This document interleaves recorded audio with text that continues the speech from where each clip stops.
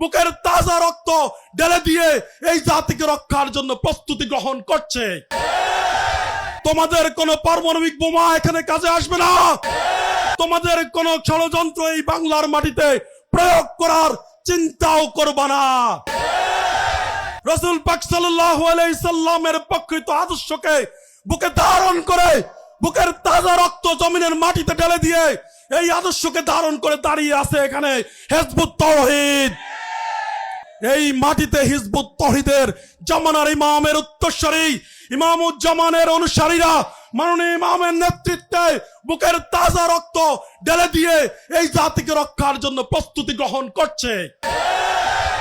মহান আল্লাহ পাক রব্বুল আলামিন উনি এই বাংলার আনাসে কানাসে ছড়িয়ে পড়া বুকা নাঙ্গা কৃষক শ্রমিক জনতাকে উনি পছন্দ করেছেন। উনি পছন্দ করেছেন। মনে রাখবেন, এই বাংলার মাটিতে উনার পক্ষ থেকে উনার মনোনীত ইমামের আবির্ভাব হয়েছে। এই ফিরআউন, এই নমরুদ, এই আবু জাহেলের বংশধরেরা তোমরা যোগে যোগে প্রচেষ্টা করেছো সত্যকে নিবৃত্ত করতে। তোমরা প্রচেষ্টা করেছো আল্লাহর প্রেরিত মহাসত্য তাওহীদকে নিমজ্জিত করতে। কিন্তু আল্লাহ পাক রব্বুল আলামিন তার কোরআনে উনি প্রতিশ্রুতি দিয়েছেন উনি উনার নূরের পূর্ণ বিকাশ ব্যতীত আর কিছু করেন না। এই নূরের পূর্ণ বিকাশ ঘটবে এই বাংলার জমিনে।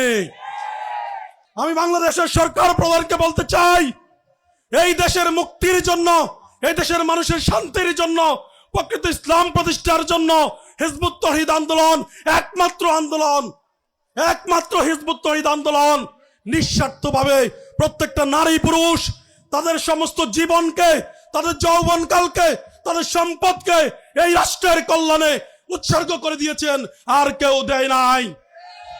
আজকের এই সমাজে অনাগত শিশুদের রক্তে আজকে পৃথিবীর মাটি ভিজে গিয়েছে। কোথাও কোনো মুক্তি নাই, কোথাও কোনো অধিকার নাই, বাঁচার কোনো সম্ভাবনা নাই। আজকে ধ্বংস হয়ে গিয়েছে ফিলিস্তিন, ধ্বংস হয়ে গিয়েছে ইরাক, সিরিয়া, আফগানিস্তান। আজকে যুদ্ধের দামামা বাজছে ভারত পাকিস্তান একসাথে। এই পরিস্থিতিতে আমার দেশের সরকার আজকে ঘোষণা দিতে বাধ্য হচ্ছে আমরা যুদ্ধের প্রস্তুতি নিতে হবে, তা না হলে আমাদের বোকামি হবে। আমরা যুদ্ধের প্রস্তুতি নিতে হবে। এই আহ্বান আজকে বাংলাদেশের সরকার প্রদান করছেন। কিন্তু আলহামদুলিল্লাহ আমরা আল্লাহর পক্ষ থেকে মনোনীত ইমাম পেয়েছি। এই আহ্বান আমাদের মাননীয় ইমাম আজ থেকে 10 বছর থেকে এই জাতিকে এই সতর্ক করে দিয়ে যাচ্ছে এই দেশকে নিয়ে ষড়যন্ত্র চলছে, তোমরা প্রস্তুতি গ্রহণ করো। এই দেশকে আমরা ইরাক, সিরিয়া, আফগানিস্তান হতে দেব না। এই প্রতিশ্রুতি আমরা মাঠে ময়দানে দিয়ে যাচ্ছি। এই বাংলার আনাসে কানাসে প্রত্যেকটা অলিতে গলিতে আমরা ঘুরে বেরিয়েছি। আমাদের এই আদর্শ আমরা তুলে ধরেছি। আমরা মানব জাতির সামনে নিঃস্বার্থভাবে প্রকৃত ইসলামের সেই আদর্শ তুলে ধরার জন্য আপ্রাণ চেষ্টা করে যাচ্ছি। আমাদের নারীরা, আমাদের ভাইয়েরা তাদের সমস্ত সম্পত্তিকে, তাদের গয়না গাটিকে, তাদের যৌবনকালকে তারা মানব জাতির এই সংকট থেকে মুক্তির জন্য সংগ্রাম করে যাচ্ছে প্রতিনিয়ত। আমাদের এই প্রচেষ্টাকে, আমাদের এই সংগ্রামকে আজকে একটি স্বার্থন্বেষী মহল তারা উদ্দেশ্য প্রণীত ভাবে আমাদের বিরুদ্ধে মিথ্যাচার করে, অনাগতভাবে তারা আমাদের বিরুদ্ধে সাধারণ জনগণের কাছে ভুল বার্তা দিয়ে, ভুল মেসেজ দিয়ে তারা আমাদের এই প্রচেষ্টাকে ব্যর্থ করার চেষ্টা করেছে বারবার। আজকে সেই স্বার্থন্বেষী মহল যদি এই প্রচেষ্টাকে ব্যর্থ না করত, আমাদের এই সংগ্রামকে সহযোগিতা করত, সহযোগিতা করার হিম্মত না থাকলে নীরবে নিভৃতে চুপ থাকতো, তাহলেও আজকের এই বাংলার মানুষ এই সংকটে পড়তো না। আমি বাংলাদেশের সরকার প্রধানকে বলতে চাই, এই দেশের মুক্তির জন্য, এই দেশের মানুষের শান্তির জন্য, প্রকৃত ইসলাম প্রতিষ্ঠার জন্য হিজবুত তাওহীদ আন্দোলন একমাত্র আন্দোলন, একমাত্র হিজবুত তাওহীদ আন্দোলন নিঃস্বার্থভাবে প্রত্যেকটা নারী পুরুষ তাদের সমস্ত জীবনকে, তাদের যৌবনকালকে, তাদের সম্পদকে এই রাষ্ট্রের কল্যাণে উৎসর্গ করে দিয়েছেন, আর কেউ দেয় নাই। এই প্রচেষ্টা এতদিন বিশ্বময় নেতৃত্ব দিতে পারত। এই প্রচেষ্টাকে বাধাগ্রস্ত করেছে এই প্রচেষ্টাকে প্রশ্নবিদ্ধ করেছে এক ধরনের স্বার্থান্বেষী ধর্ম ব্যবসায়ী গোষ্ঠী এবং অপরাজনৈতিক চক্র। তারা যদি আজকে আমাদের এই প্রচেষ্টাকে প্রশ্নবিদ্ধ না করত, আজকে এই বাংলাদেশ এই সংকটে পৃথিবীর শ্রেষ্ঠ জাতি, শান্তিপূর্ণ জাতি থাকতো, কোনো আশঙ্কা থাকতো না, কোনো সংকট থাকতো না। কিন্তু সেই সংকট তারা তৈরি করেছে, পরিকল্পিতভাবে আমাদের আদর্শকে রুদ্ধ করে দেওয়ার চেষ্টা করেছে।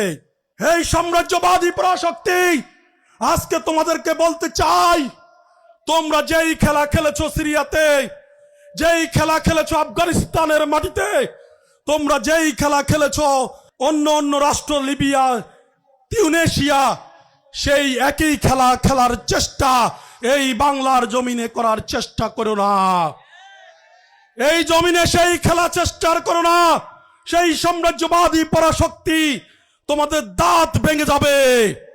কারণ এই বাংলার মাটিতে ইতিপূর্বে গত 30 বছর থেকে একটি অন্যায় না করে, সম্পূর্ণ আইন মান্য করে, রাসূল পাক সাল্লাল্লাহু আলাইহি সাল্লামের প্রকৃত আদর্শকে বুকে ধারণ করে, বুকের তাজা রক্ত জমিনের মাটিতে ঢেলে দিয়ে এই আদর্শকে ধারণ করে দাঁড়িয়ে আছে এখানে হিজবুত তাওহীদ। তোমাদের কোনো পারমাণবিক বোমা এখানে কাজে আসবে না, তোমাদের কোনো ষড়যন্ত্র কাজে আসবে না, তোমাদের কোনো ষড়যন্ত্র এই বাংলার মাটিতে প্রয়োগ করার চিন্তাও করবা না। এই মাটিতে হিজবুত তাওহীদের জামানার ইমামের উত্তরসূরি ইমামুজ্জামানের অনুসারীরা মাননীয় ইমামের নেতৃত্বে বুকের তাজা রক্ত ঢেলে দিয়ে এই জাতিকে রক্ষার জন্য প্রস্তুতি গ্রহণ করছে। ইনশাআল্লাহ পুরো মানব জাতি দেখবে ইসলাম কি, ইসলামের সুমহান আদর্শ কি। এই জাতিকে বিশ্বের দরবারে শ্রেষ্ঠ জাতি হিসেবে পরিচিতি ঘটানোর জন্য হিজবুত তাওহীদ আন্দোলন সংগ্রাম করে যাচ্ছে।